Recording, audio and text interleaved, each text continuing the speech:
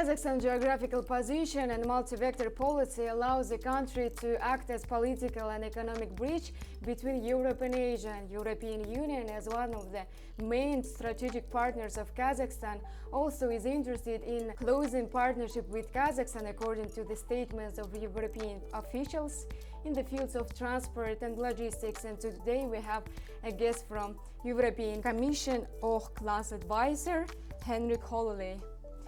Welcome to Astana, and thank you for dedicating time to us.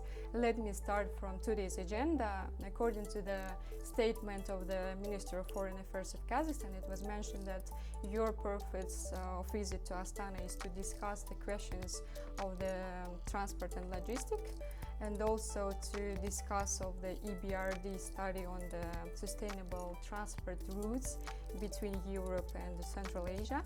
In this regard, which achievements have you so far achieved by the result of your visit to Astana, please? Well, thank you very much. First and foremost, I'm very happy and very privileged to be in your beautiful country, and it has also been most welcoming, and it has also been very interesting 3 days that I have had the possibility to spend here, and also to talk to your government representatives as well as private sector representatives. Of course, as you said, I mean, the relationship between EU and Kazakhstan and Central Asia more generally has been moving forward in a quite speedy pace over the last months, and I think this is a very positive development, and it's something that will act as a win-win to both sides. What we are this time discussing here is very much related to the Trans-Caspian transport corridor, the corridor which is supposed to bring a new competitive route from Asia to Europe, and at the same time also helping to develop and to accelerate the economic transition in the region more generally. And as you said, and rightly so, Kazakhstan is very much in the center of all that, as the largest country in the region, and also the country which has huge potential.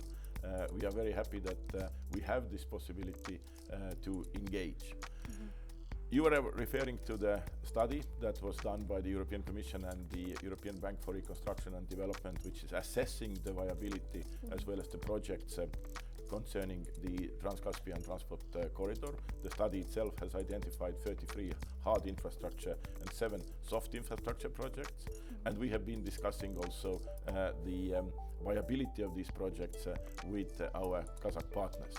All this is to prepare the Investors Forum, which is going to take place in the end of January in Brussels. The Investors Forum is particularly looking at the implementation of the study and the investment projects across the Trans-Caspian transport corridor.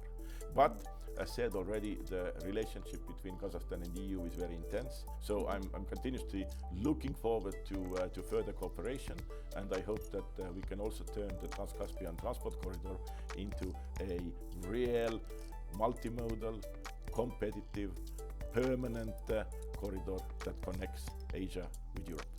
Regarding the integration of the Trans-Caspian international transport route and the Trans-European transport network, President of Kazakhstan, Kassym-Jomart Tokayev, in his speech always mentioned that Kazakhstan is ready to work with the European Union for the integration of the routes.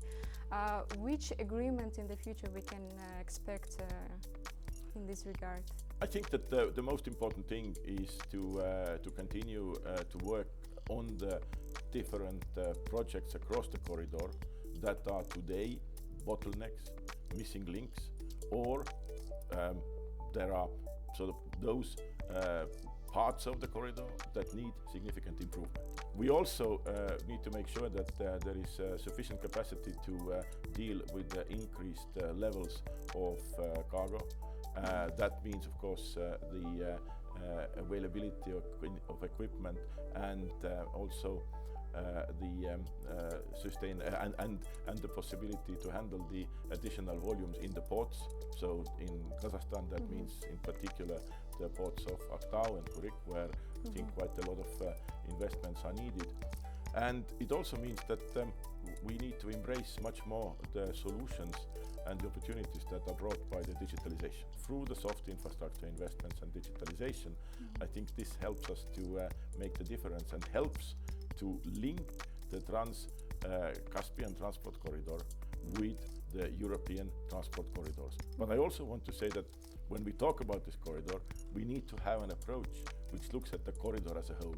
So in the end of the day, we need approach, cooperation, and of course focus on making a good difference. Let me continue this topic. According to EBRD report preliminary assumptions, it was mentioned that we will need a fund in the amount of 18.5 billion euro in order to better integrate the middle corridor.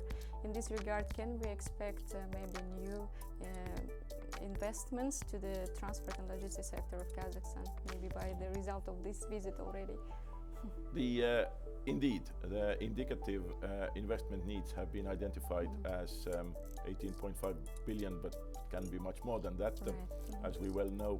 And what is important is to be able to prepare good bankable projects. So I would say that anything that is enhancing our connectivity, anything that is allowing to make further investments and bring also the investors from different parts of the world, Europe, but also other like-minded countries who operate based on the same principles and same standards and regulations, I think that will be also very positive for Kazakhstan, who is also aligning itself much more with high-quality projects and also high-quality infrastructure.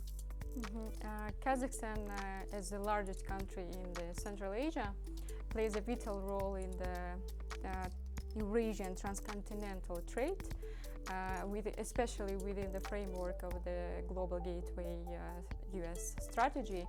And the Global Gateway expected to mobilize up to $300 billion in the period of 2021-2027. In your assumptions, are we close to get the goal since we are in the middle of this period? Well, Global Gateway is the European Union and its member states so-called Team Europe high-quality offer to our partners, where we would like to create win-win situations and also help countries in modernization of their economies and their societies. And the idea, of course, concerning this 300 billion, it covers the whole world. I think that we are in a good path. I think that the Global Gateway, the European Union's Global Gateway, has become a brand of itself, implemented by the Team Europe initiatives. And we are happy that under the Global Gateway, under the Team Europe initiatives, we already have here in Kazakhstan as well, energy project. We have also the digital project, and this is something which I think calls for further cooperation. And the Trans-Caspian transport corridor, of course, is a perfect example of a Global Gateway project that is making a difference on the ground and beyond. Let me switch to the air topic, to the air transportation. Kazakhstan is trying to become an air hub in Central Asia, and now it is diversifying the routes with the different countries, but we have just 5 links with European countries via 7 routes. Do you have any plans, or can we expect any new destinations appear in air traffic of Kazakhstan, especially considering that the country adopted open sky mode until the end of the 2027, which allows foreign also airlines to operate in the destination where Kazakh ones are not involved. Civil aviation is extremely competitive, and the airlines in Europe and also elsewhere make their decisions based on the viability of the routes. So any new route will not depend on us, it will depend very much on the airlines and how they see these routes fitting within their overall schedule. I hope that there is going to be more flights to Kazakhstan. Now, there are steps that can be taken also on a state level. We are very much hoping that the horizontal aviation agreement between Kazakhstan and European Union will be signed very soon. The agreement is negotiated, it's more or less ready, so we hope that the next steps will happen fast, and this would also then encourage more European airlines to consider Kazakhstan as part of their scheduled services. And I think that the potential in cooperating in aviation is very, very high. We have been working closely with your Civil Aviation Authority in enhancing the safety framework. And I'm also very impressed of the high quality of your Civil Aviation Authority, which I visited today, and also saw very many very well-trained, enthusiastic young professionals who I'm sure will be a fantastic addition to the Kazakh aviation professionals family. And I think all through that will also help to bring us closer. May I ask about the first beginning of your answer about the agreement? You said that it's going to be already issued soon. When can we say the date? I think that the question is first and foremost to the Kazakh authorities, because I think they need to finalize some last steps so that the agreement can be signed. I can only assure you that from the European Union side, we are ready to sign as soon as possible. All right, thank you very much. And one of the questions which is among the Kazakh society, the simplification of Schengen visas for Kazakh citizens. Consultations on this issue have been already started between the Kazakh and European diplomats. How is the development in this issue, and when can we get the result? I know that this issue is very high in the agenda between Kazakhstan and European Union, and of course something that Kazakh people are also very keenly following on. I'm very happy that the first consultations have taken place and will continue. Why? Because this means that the process has started. But this process is not going to be fast. There are many procedures along this process that have to be followed. The decision in the end of the day is not by the European Commission, but it is by the member states and ultimately also the European Parliament. And in order to get there, of course, it will take time, it will take effort, and it will also take the need to see that all the procedural aspects and all the technical aspects have been addressed. So what I'm happy about is that the process is now ongoing. I think that it is also fair to say that it's not going to happen tomorrow, it's not going to happen day after tomorrow, but we are on the track. Can we say that it can happen within 1 year? I think that this is something which is almost impossible to give any indication. It depends on many elements and negotiations, and all the process has only started. It's in the very early stages, and of course the assessment needs to be done on both sides first. Thank you, and let me conclude our interview and stop on the trade topic. European Union is one of the main trade partners of Kazakhstan, and the prospective areas are green energy, agriculture. Can we speak of the broadening the partnership in this regard, in these areas, and if yes, how exactly? Well, first and foremost, I'm very happy that European Union is actually the #1 trade partner for Kazakhstan, and is also the #1 source for the foreign direct investments to Kazakhstan, which also shows that there is a trust from the private sector to enter this market and to invest in this market. And of course, this also creates additional possibilities for the future. I think the areas where we cooperate, definitely, good partners always widen their cooperation. And I think one of the topics that has been lately added and is also high on the agenda is the critical raw materials.